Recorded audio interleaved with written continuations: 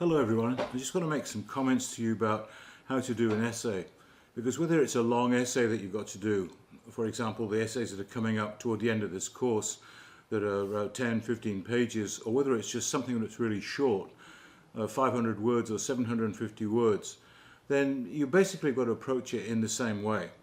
And it took me a long while actually, to work out how to do an essay.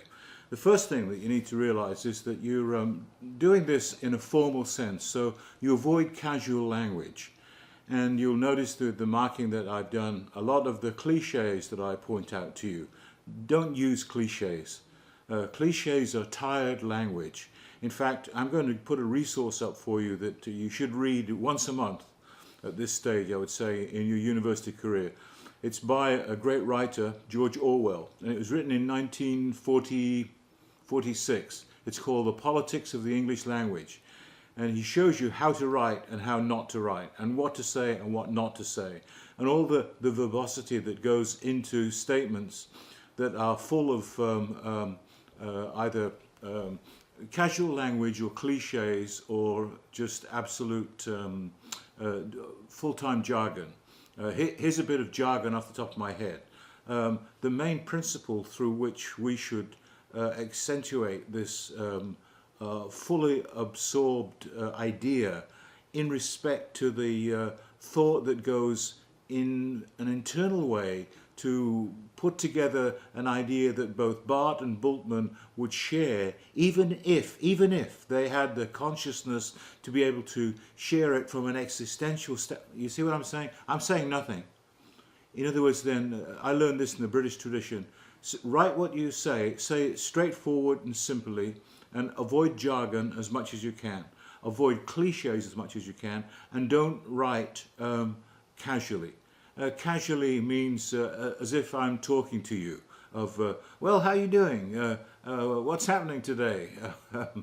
It doesn't work. Not when you're writing formally, because ultimately one of the tests of what we're doing is that later on, when you're a company manager or the owner of a great company of 5,000 people, and you send a memo out, that memo has got to be understood without you actually being part of it. In other words, they can't phone you up and say, whatever it is, 500 people, and say, what do you mean by so-and-so? In other words, it's got to be self-contained.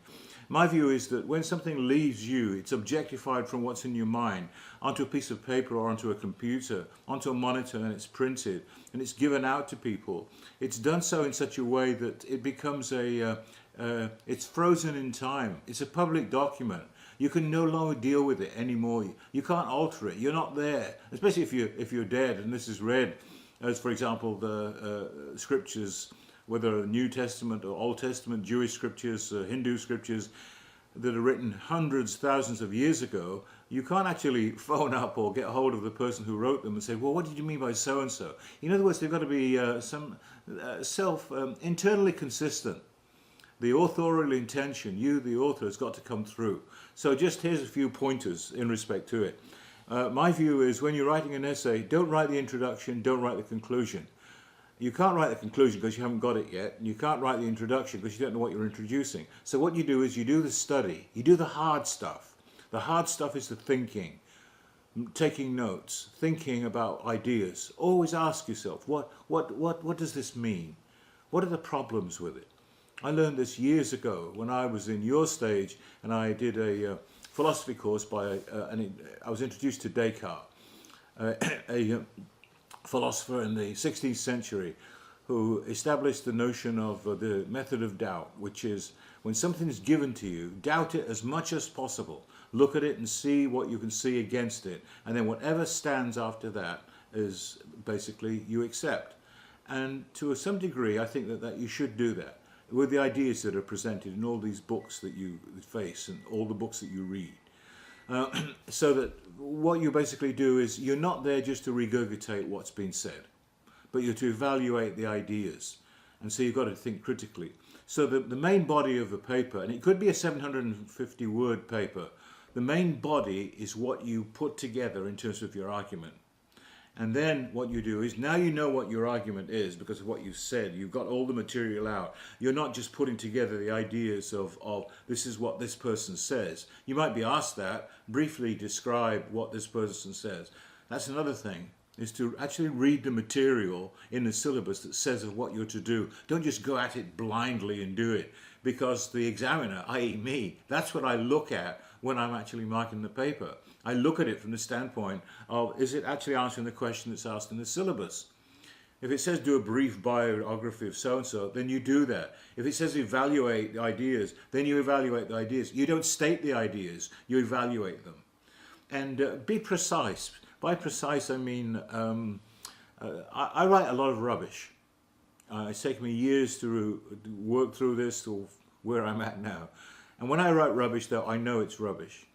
And I just write. I might write something like, this is a really significant thing that this author says. Now, that's rubbish, because I'm not really, as I examine something like that, I'm not interested in you or me saying that this is a significant thing. What I'm interested in is, what is it that is significant? So when I write stuff like that, rubbish, I say to myself, come on, Bill, I slap myself around the head and say, what is it that's significant about what this author's saying? Don't write generally speaking, because it stops you from being critical, because you say, well, it's really significant. Okay, in what sense? What you do then is, you don't even have to say it is significant in that. You don't get rid of all that verbiage. It is significant in that. State what it is. Barth's point of view contradicts the notion of prepositional revelation in the New Testament, because it coalesces the idea of the Word of God within Jesus himself that's free of the propositional statements that are in the New Testament. I just made that up. But it's precise, it's concise, and that's another thing. When you've done the essay, when you put it together, that is, when you've got the body of it, you know what's to introduce, so you introduce it. And an introduction, especially of a 750-word essay, is just going to be a few maybe 7 or 8 sentences to make up a paragraph. And even with a large essay, it's not going to be more than 3/4 of a page. Basically, you know what to introduce, and then you give it your point of view. This is what I will be arguing, basically. So you're arguing it. You're not asserting it. There's a difference between an assertion and an argument, because when you make an argument, you've got to prove your point. And what you have to do is, what we're all looking for is, we're looking for critical thinking, good thinking. And so, in other words, then you've got your body, you now introduce it, you know what to say, and then when you've done that, you know what the conclusion will be, because you've done all the work. So therefore, you can reiterate what your conclusions have been, of what you've come to in the paper, or you can draw out the implications of what's in the paper. But it's very important to recognize the difference between asserting something and arguing something. What you must do is always reduce. Reduce everything down. Everything that I put on the screen, I write in the monitor, I probably reduce by at least 1/3. I call culling it. Make it tight, making it tighter and tighter as you go along. There's a saying I learned a long time ago. It's called, a word saved is a kingdom gained. Get rid of it, make it really, really juicy, so it's just full of meaning of what you want to say. And read it aloud. Sometimes I put that when I'm marking your paper and the sentence doesn't make sense, or it's a split sentence. There's 2 sentences in one. And so when you can really recognize it, when you read it out loud, does it make sense? And of course, the most important thing is, don't write something into the monitor and you've written it and then you print it or send it off to me. Take it and print it where it's free from the monitor, and then you can look at it and see the faults that are in it and rectify it, because you want to do well in this. You want to take pride in it. It's something that becomes objectified. Once you send it, that's it, it's gone. And so therefore you better make sure that as far as you can, you get away from the monitor, read it. The best thing, if you can do it, is to do it the night before, then the next morning when it's gone, when it's gone from your mind, then you read it and you see, it's now fresh. Oh, I shouldn't have put that in there, etc., etc. Or if you've got a significant other, my wife does this for me as a proofreader, get your significant other to read it and make an assessment of it. Sometimes some of the words that I love the most that I put in there, my wife will say, you can't put that in there, and give me reasons for it. Right, so just a few other small things.